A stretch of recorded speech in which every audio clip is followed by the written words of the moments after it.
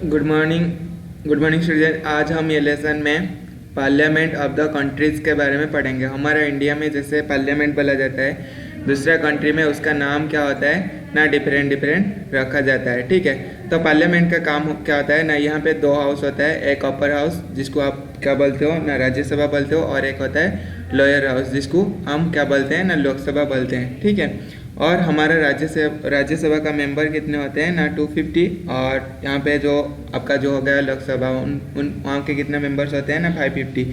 और ये सब सारे कहाँ से जाते हैं ना, डिफरेंट स्टेट से जाते हैं। ठीक है, तो स्टेट का पॉपुलेशन के हिसाब से सारे स्टेट को अलर्ट किया गया है कि इतना एमएलए और एमपी वहाँ पे क्या कर सकते हैं ना, पार्टिसिपेट कर सकते हैं। ठीक है, तो ये जो हमारा इंडिया में पार्लियामेंट होता है, तो दूसरा कंट्री का इसका नाम, सपोज कॉलम ए में आपका क्या लिखा है ना, कंट्री का नाम लिखा है, और कॉलम बी में आपका क्या लिखा है ना, पार्लियामेंट का नाम लिखा है। ठीक है, तो ये जो जापान, ठीक है, तो जापान का क्या बोला जाता है ना, डायट बोला जाता है। जापान का जो पार्लियामेंट का नाम क्या होता है ना, डायट होता है। सेकंड नंबर में इजराइल का पार्लियामेंट का नाम क्या होता है ना, आपका द निजर। ठीक है, द निजेट होता है, KNESSET लिखा है, इसका नाम क्या होता है ना, द निजेट होता है। और थर्ड नंबर क्वेश्चन का जो थर्ड में है क्या है ना, अफगानिस्तान तो उसका सोरा, जो उनका पार्लियामेंट का नाम क्या होता है ना, सोरा होता है। ठीक है, और सेमी आपका नेपाल का पार्लियामेंट का नाम क्या होता है ना, आपका राष्ट्रीय पंचायत। ठीक है, तो राष्ट्रीय पंचायत हमारा जनरली जो गांव में जो पंचायत समिति रहता है उसको बोला जाता है, लेकिन हमारा नेपाल में जो है उसका पार्लियामेंट का नाम क्या दिया गया ना, राष्ट्रीय पंचायत। कनाडा में क्या बोला जाता है ना, पार्लियामेंट बोला जाता है। इंडिया का जो है कनाडा का है, सेमी नेम है, इंडिया का भी पार्लियामेंट बोला जाता है और कनाडा का भी पार्लियामेंट बोला जाता है। ठीक है, इसको याद रख लेना, कभी कभी क्वेश्चन आने का चांसेस है। क्यों ना, दोनों कंट्री का सेम ही नेम है ना, यहाँ पे और कोई ऑप्शन दे देगा, आप सोचोगे क्या इंडिया का नाम पार्लियामेंट है और कोई कंट्री का नहीं होगा, तो दूसरा ऑप्शन लगाओगे। तो इसीलिए कनाडा का पार्लियामेंट का नाम भी पार्लियामेंट है। सेमी आपका सेवेंथ नंबर क्वेश्चन में डेनमार्क का पार्लियामेंट का नाम क्या है ना, फ्लॉकेटिंग। ठीक है, तो ये सारे ऐसे ही सारे आपको क्या करना है, यहाँ पे मैं मैच कर दिया हूँ, आप इसको लर्न कर लेना। ये क्वेश्चन आता है, बहुत कॉम्पिटिटिव एग्जाम हो गया आपका, और जो ओलंपियाड दोगे उसमें भी, ठीक है, आता है ये क्वेश्चन। उसके बाद आपका है ना जंगल बर्ड्स, ये सारे ये जंगल में रहते हैं, इनके बारे में पढ़ लेना है। यहाँ पे लिखा है कुछ उनके बारे में लिखा है, आप क्या करना है वो बर्ड का नाम लिखना है। ठीक है, उसके बाद इंडियन एयरफोर्स। ठीक, हाँ, इंडियन एयरफोर्स के बारे में हम पढ़ेंगे। ठीक है, इंडियन एयरफोर्स क्या आते हैं ना, ये हमारा जो है क्या है, आर्मी होते हैं, और एक है नेवी और एक है एयरफोर्स, जिसको आप क्या बोल सकते हो, लैंड में जो रहते हैं वो हो गए आर्मी, और आपका जो ओशन में नेवी, और जो आपका एयर से हमारा क्या प्रोटेक्ट करते हैं वो हो गया आपका एयरफोर्स। ठीक है, तो Indian air force in 1925 the skin committee recommended to form an independent Indian Air Force like Royal Air Force in the UK। तो ये जो कमिटी लिखा है, ठीक है, क्या होता है ना, ये चीफ जस्टिस ऑफ इंडिया के नाम के हिसाब से, नहीं तो आपका जो चीफ जस्टिस के नीचे जो जस्टिस सारे रहते हैं, तो उनके नाम के हिसाब से ये एक कमिटी उनका अलग किया जाता है। जैसे हमारा फंडामेंटल राइट के ऊपर कौन सा कमिटी था ना, आपका जो KS पुट्टुस्वामी, उनका कमेटी के हिसाब से नाम रखा गया, जो फंडामेंटल राइट्स आर्टिकल 21 आपका जो है, तो वो KS पुट्टुस्वामी के नाम पे ही हैं। उन्हें मतलब वो आर्टिकल में जो चेंजेस किया गया उन्हें ही किए थे, राइट टू प्राइवेसी जो ऐड किया गया। तो सेमी ये जो दिया है क्या है ना, स्किन कमिटी रेकमेंडेड, मतलब ये कमिटी बैठा गया था जो क्या किए थे ना, वो ये जो royal air force in the UK, ये इसका नाम दिए थे। ठीक है, semi in 1932 7 Indian were trained and commissioned in Cornwall Flying College UK। तो और हमारा इंडिया से क्या है, 1932 में 7 इंडियंस क्या हुए थे ना, यहाँ पे उनको चांस मिला था ट्रेनिंग लेने का, UK में है। उसके बाद पायलट ऑफिसर, इंजीनियर, इसका सारे रैंक्स भी होते हैं। तो ये सब यहाँ पे दिया है, ठीक है, आप इसको भी पढ़ सकते हो। Air force academy was established in 1971 at Dundigal Hyderabad. हमारा जो एयरफोर्स एकेडमी कहाँ पे है ना, आपका हैदराबाद में है। अभी हैदराबाद में है और भी शायद कहाँ पे, उत्तर प्रदेश में भी है, ठीक है, मेरे को जितना ये है। तो पहले हमारा 1971 कहाँ पे ना, हैदराबाद में एस्टेब्लिश किया गया था। जो सारे एयरफोर्स में, हाँ, और एक एयरफोर्स के बारे में आप सपोज एयरफोर्स में जानना चाहते हो तो आपका मैक्सिमम एज लिमिट 21 या 22 रहता है। तो ये मैक्सिमम रिक्रूटमेंट इसका +2 लेवल से होता है, ठीक है। तो आपको इसके अंदर ही क्लियर करना पड़ेगा, और ज़्यादा एज हो जाएगा तो ये एयरफोर्स में जाने का चांसेस नहीं मिलेगा। बहुत कम पोस्ट रहेगा, जो ज़्यादा एज वाले लेते हैं वो एक्सपीरियंस बेसिस में लेंगे, क्वालिफिकेशन बेसिस में लेंगे, ठीक है। लेकिन जनरली जो आपका एज ग्रुप रहता है एयरफोर्स में जाने के लिए वो 22 के अंदर ही है, ठीक है। उसके बाद यहाँ पे कुछ क्या है, फाइटर एयरक्राफ्ट एंड हेलीकॉप्टर का नाम लिखा है, मतलब फिगर दिया है और उसके बारे में थोड़ा हिंस दिया है। आप क्या करना है ना, ये जो फाइटर एयरक्राफ्ट और हेलीकॉप्टर का नाम लिखना है। अभी हमारा रिसेंटली क्या है, जो एक फाइटर एयरक्राफ्ट आया है उसका नाम और कौन सा कंट्री से आया है उसको मेरे को कमेंट में बताना, ठीक है।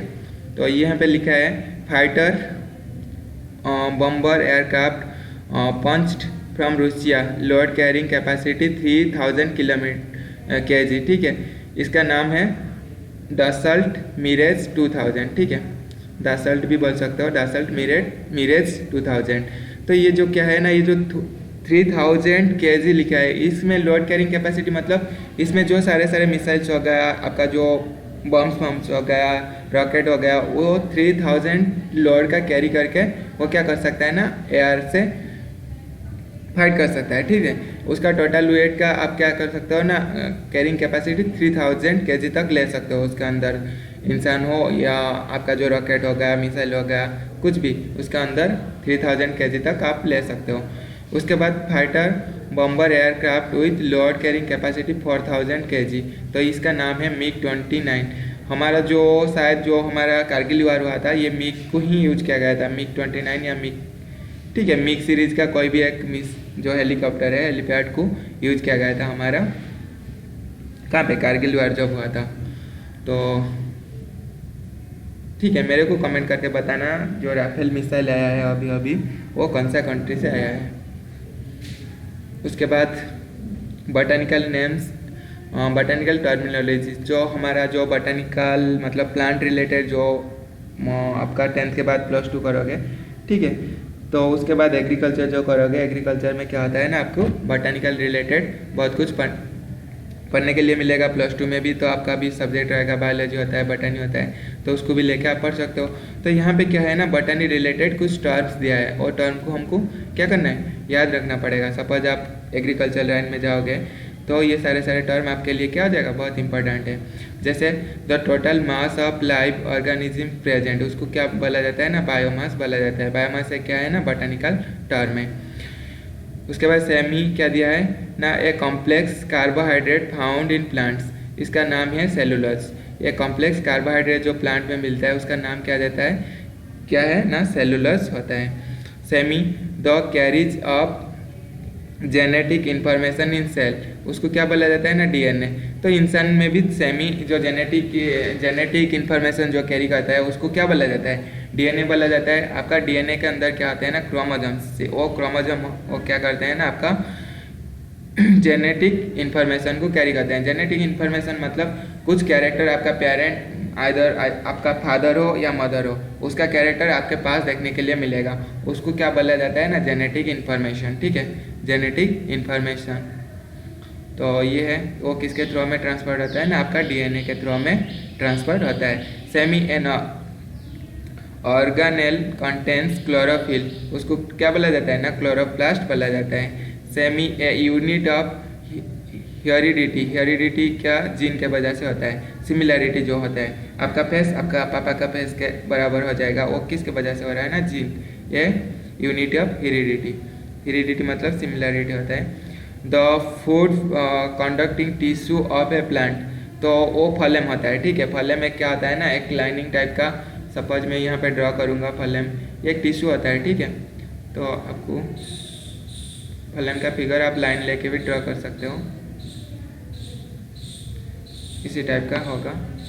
ठीक है, ये सपोज रहेगा और एक लाइन सपोज इसके पास में खींच दोगे, वो क्या हो जाएगा ना, आपका फलन बन जाएगा, जिसके थ्रू में आपका क्या होता है ना, मिनरल से सब ट्रांसपोर्ट होता है।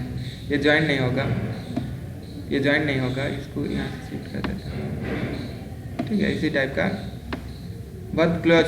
ठीक है, बहुत माइक्रोस्कोप में देखोगे ताकि देखा जाएगा। इसके अंदर आपका क्या होगा, मिनरल्स, विटामिन।